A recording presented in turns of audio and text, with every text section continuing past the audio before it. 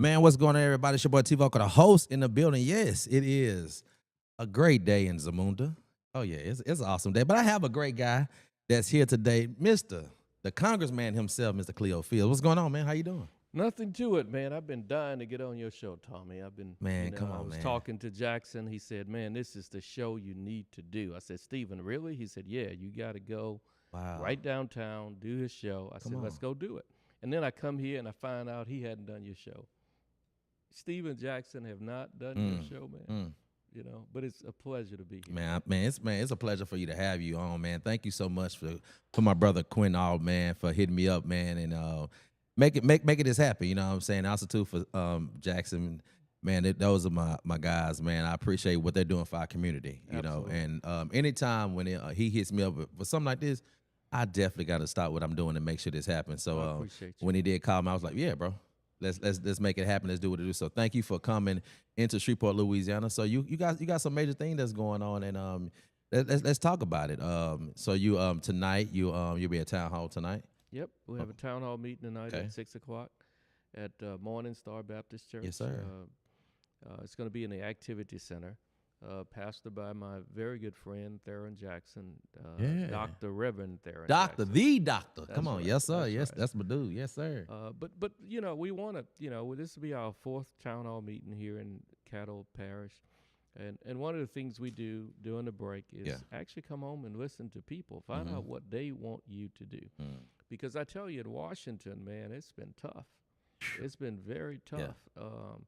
I mean, we just passed the big, ugly bill. I mean, people call it big, beautiful bill, but there's nothing beautiful about taking 17 million people health insurance. There's nothing beautiful about, taking people nutrition, elderly people, young people, and then, bringing the debt up, over $3 trillion.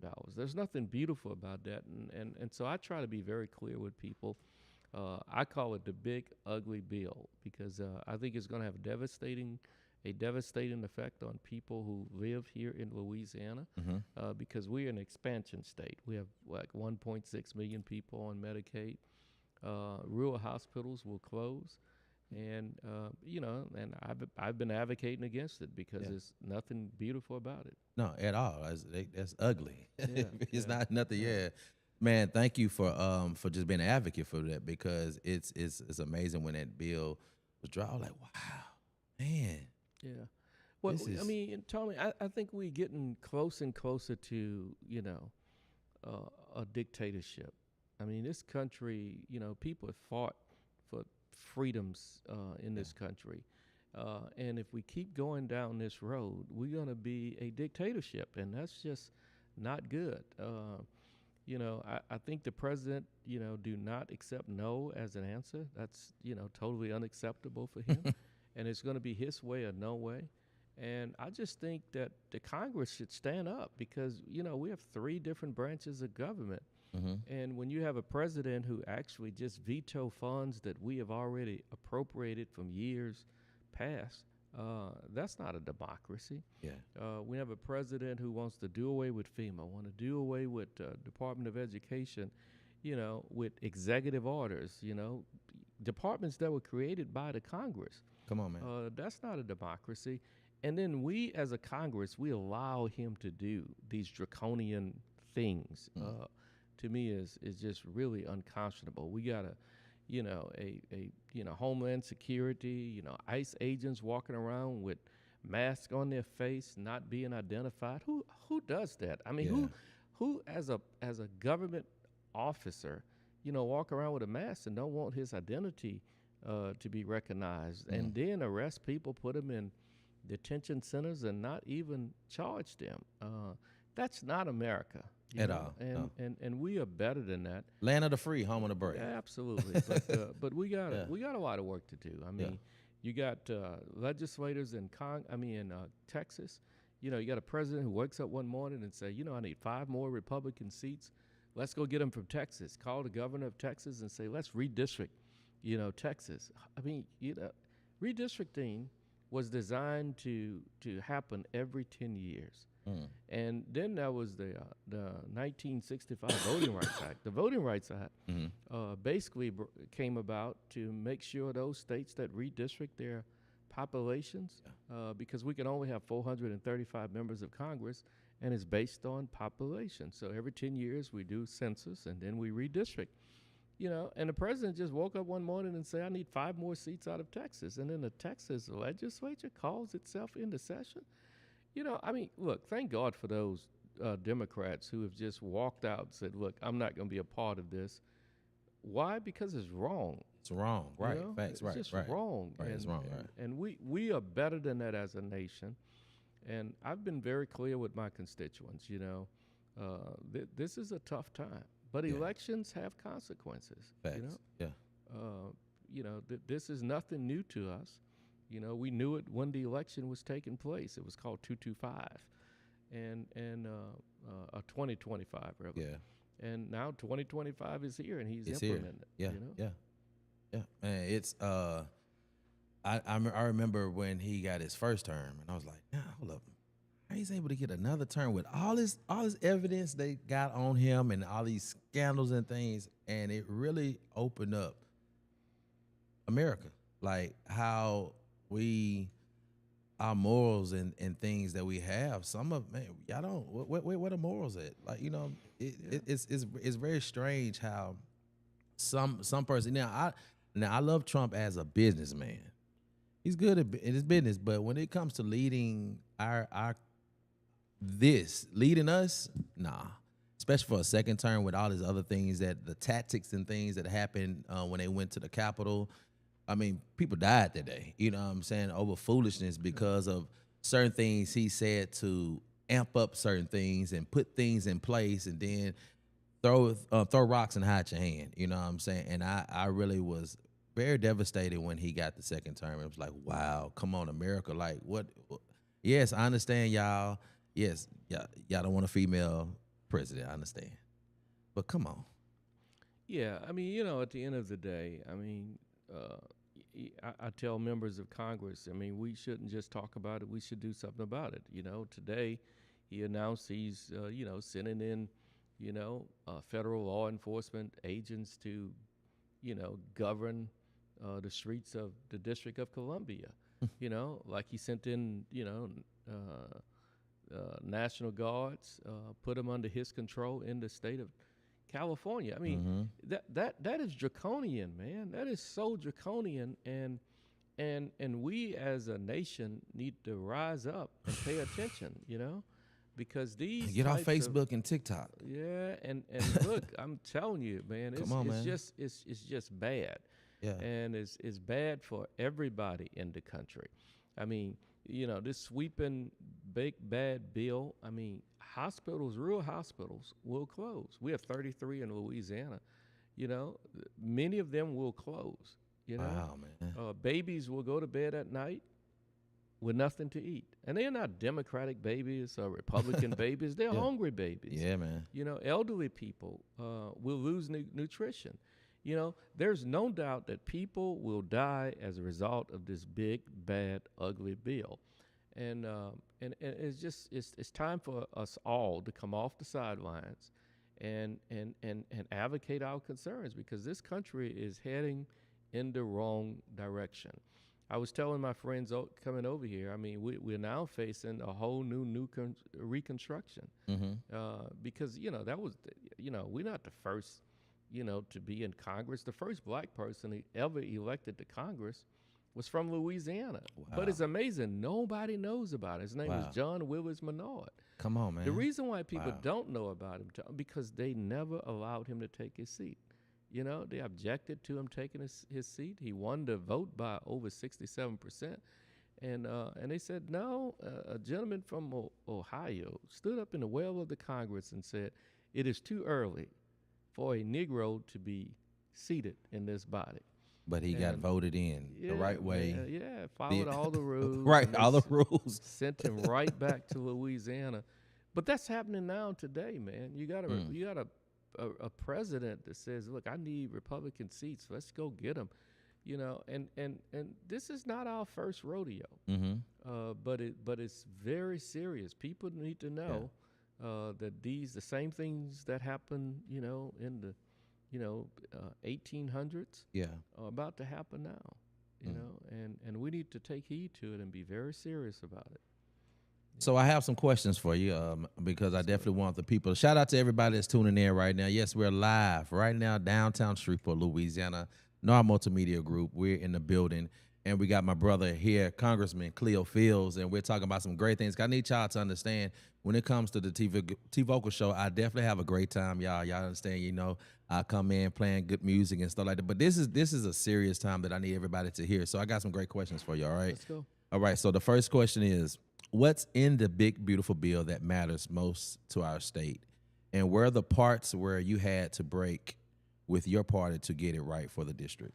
Well, I mean, there's very little in the big, ugly bill. Yeah. I mean, quite frankly, that benefits, in my view, the people that I represent. Yeah. The only part of the big, ugly bill that I could probably speak positive about would be, you know, you got folk who work at restaurants. They are not going to be taxed, no tax on tips. That's a good thing, you know, and that's one of the reasons why the bill should have been divided up. But it was so many bad parts of the bill, you know, nobody, you know, who had a, you know, who was of sane mind and who cared about people voted for it. You know, this is a bad bill. Now, some people would say, you're saying that because of President Trump. He was the architect of the big ugly bill. No, I'm not saying that because, listen, you know, this is not my first rodeo. I served in Congress 32 years ago. Yes, sir. And when I was in Congress the first time, that wasn't a Republican president. It was a Democratic president. It was President Bill Clinton. But Bill Clinton came to the Congress, and I voted against two of his most significant pieces of legislation. One was his NAFTA bill. I mean, he wanted his North American Free Trade Agreement. He said, you know, called me into the White House, said, Cleo, I need this bill. I need you to vote for it. My presidency depends on it. And I said to the president, no, you know, I can't vote for this bill because in Port Barre, there is a mill, textile mill, Fruit of the Loom. If we pass this bill, I'm going to lose those jobs. In Martin Mills, we pass this bill, I'm going to lose those jobs. They passed the bill. I voted against it. No, it wasn't. I was against President Clinton. I was against the bill. The bill, because right. I represent the people of Louisiana. Come on, man. Not the people. Not the president. Come on. And so, you know, the crime bill. I voted against the crime bill because it added, you know, federal death penalties, and you know, I didn't think it was, you know, a wise move. And I told the president then, I'm not for it. I mean, he lobbied me like crazy, but I voted against it. It passed. At the end of the day, you know, I'm against these measures because they are not in the best interest of the people that I represent. Of the people. I don't represent the president. Come on. I mean, he doesn't live in the 6th district. He doesn't even live in Louisiana. At all. I represent the people of the 6th congressional district when I walk into Congress. And I would hope that more members of Congress walk into the halls of Congress representing their constituencies or their constituents and not the president. And so listen, you know, it's not because he's Trump or he's a Republican. It's because, in my view, he's wrong, and that's why I vote against him. Yeah, I heard it. He votes against certain things that he feel like that's not agreeing to this beautiful state of Louisiana, and I'm thankful that you're here talking because he's for the people. He's saying it. He's not for the president. He is for the people, and also, you know, and I'm glad that you're on here because we got to vote. Yeah, we have to vote. Also, too, we got to register. Yeah, absolutely. These people, man, it's still so many people walking around here. I ain't got to vote. My vote don't matter. I've learned, man, votes matter. Yeah, I remember back in '84, I was traveling. Awesome year. I think we were in Michigan with Reverend Jesse Jackson. He was running for president. I was a student body president at Southern. Wow. Reverend Jackson was running for president, and we were trying to inspire people to actually get out and vote at a housing project. And and there was folks saying, I ain't voting. And we got back on the bus, and I was saying to Reverend Jackson, I said, man, these people are so apathetic. And Reverend Jackson said, no, they're not apathetic. They're uninspired.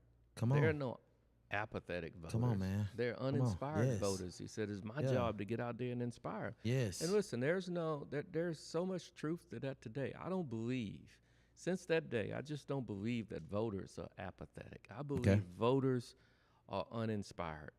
And I want voters to know, please, you can't afford to miss an election. I mean, Shreveport in particular, Shreveport, they can write a book on how your vote count, how every one vote count. Come on, man. I mean, talk about the sheriff's race,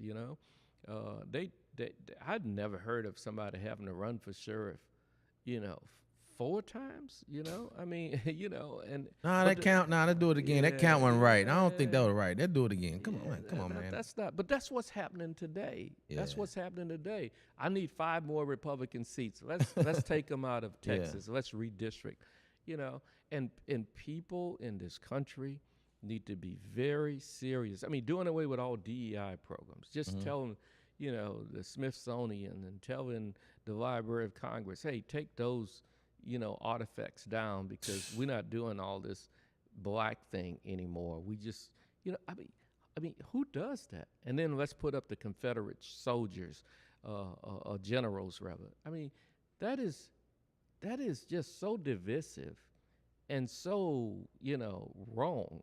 And folk need to really get out and vote during the midterm election. Because that's the only way we can slow this train down. Come on, we gotta slow it down. Is if we win, at least one of the houses back. We got to win Congress back. Yeah. And every single person who's listening to my voice, just must get out and vote. This is the 60th anniversary of the Voting Rights Act. Right now, the district that I represent is in the Supreme Court right now. The Supreme Court is on the verge of making a very critical decision. Not for me or for the people of Louisiana, but people of the nation. Because whatever decision they make, this year, it's going to affect congressional districts all across this country. Voting rights district. I mean, Dr. King and others, they fought and they died. For the passage of the Voting Rights Act. Yes, sir. Yeah. And now, 60 years later, it's up for debate in the U.S. Congress. It's up for debate in the U.S. Congress, but we can't get a vote on it. But it's up for debate in the U.S. Supreme Court. Yeah. Several years ago, they did away with subsection 5, which meant that states who had a history of discriminating against blacks, everything they did as relates to voting had to be approved by the Justice Department. They did away with that. And now there's only one area left, and that's subsection 2. And that's what's up for debate right now in the Supreme Court. In Congress today, we have over 60-some African-American members of Congress, the largest caucus in the Congress. And listen, if they do away with subsection 2, it's going to be Reconstruction all over again. Reconstruction, yes, sir. Y'all hearing this? I hope y'all tuning in and hearing these great things that Mr. Fields is saying. So I got some more questions, because I know my brother, he got a lot of things going on today. Also, too, tell him about the town hall tonight. Let's revisit that right quick. Is at 6 o'clock. Yes, sir. At Morning Star Baptist Church in the Activity Center. And I'm there to give you an update, but more importantly, I'm there to hear from you, hear from the voters, because there's something different, Tommy, that happens. There are people right here in Shreveport who've been calling the Social Security office, can't get anybody on the phone, calling for Veterans Affairs for their benefits, and can't get anybody on the phone. There's just something different that takes place when a member of Congress calls on your behalf. We get our calls returned. and we get answers to your problems. So I tell people, use your member of Congress as a conduit. You know, if you live within the 6th congressional district, it's my job to represent you. Yeah. If you can't get anybody on the phone, I can. Yeah. And I can't guarantee the answer that you will receive, but I can guarantee you an answer. And that's what we're here for. That's what my whole staff here in Shreveport is here for. Yes, sir. And by the way, I don't want to throw, how do you say to young folk, I don't want to throw any shade on you, but, you know, my office is at Southern University. Yes, sir. You know, when I walked on your set, Tommy, I was a little disappointed, man. I know we in North Louisiana, and I see this Grambling, man. Come on, man. I love Grambling. The Grambling State University. Come on, you got to come on. I love Grambling, yes, sir. Man, yes, sir. But there is a Southern as well, man. Okay, I'm gonna bring you I'm gonna bring you something. I need something. I need Southern. bring me a Jaguar. Yeah, something. I need it. Keep Grambling because sure. I'm for Grambling. Come on, HBCU all day. Yes, but sir. We got to put Southern, man. I'm down with it. I'm down with gonna it. talk to Mr. Jackson. What's his name? Stephen Jackson. I think state that's in that. representative. Yeah, I think I'm gonna talk to him. I think that's make sure he gets something over here. Okay. That says Southern University. You heard him, Mr. Jackson. Come on. I need it, man. Thank you so much for being on here. Thank you, before you leave, man, because I know you have to go. What's the importance of being at the town hall tonight? It's important because people need to start energizing now. Okay. You know, I think, you know, we are having town halls all over the country. And I tell my colleagues in Washington, go out and get the people. Tell them the truth. Tell them what's happening. Because a lot of people say, y'all not doing nothing. We are working hard. Come on. But it's not registering with the people back home. So the only way that's going to register if you get out there and talk to your constituents. Yeah. So people won't be, people, look, let me be honest. I mean, be people, honest, yes, sir. you know, they get fed up with politics because, politicians show up once every 4 years, you know, and they're like, oh, why are they in the church today? And I don't think people are upset that the politician is in the church that day, or the politician is at the school that day. They're upset because they hadn't seen them in 4 years. You know, why you gonna come here and just ask for my vote? And so then they feel uninspired and disassociated with the political process. And so all of the members of Congress need to be out in their districts, mobilizing their voters, so that when elections do come around, people show up. Yes, sir. You know, and I think there's a sense of people being frustrated, and people are feeling, helpless. I mean, I wake up in the morning in Washington, right before I, head to the Hill. I feel a bit helpless. I'm like, why? Because what's taking place is wrong. You know that the majority of the Congress feel is wrong, but just feel like, hey, I got to do this because, my president wanted. Yeah. You don't represent the president. You represent the people. The people. That's right. So I need y'all to come out tonight. If you're not doing anything, make it importance to come out to the town hall tonight. Tell us, where is that again, sir? Morning Star Baptist Morning Star, Church, come on. pastored by the Reverend Dr. Yes, sir. Jackson, who's my good friend. He and Yes, I sir. went to school together at Southern University. Come on. Yeah, the Southern, too. That's right. Yeah. So I need y'all to tap on in, man. Thank you so much. Again, we definitely got to have you back anytime you're in town. I will. Thank you. You're definitely welcome here. This is my living room set. This is you're having conversations in my living room. So I'm thank you for being on the set today, because it was an honor, totally honored.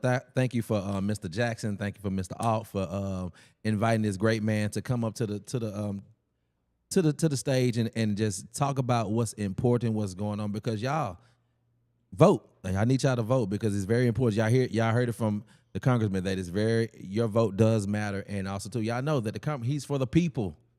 All right, so if he's out here doing the things that he need to do, we need to back him up, and also be in place, and also to support what's going on and listen, because you hear so much and people, they fabricate so much.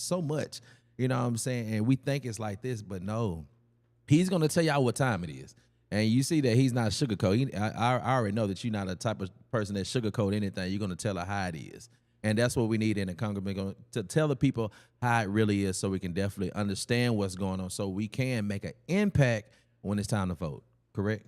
That's right. And thank you so very much. Man, for I appreciate having you, me. man. Thank y'all so much hanging out with Tvokalz, the host, man. I need y'all to tap in tonight. What time, sir? Again. 6 p.m.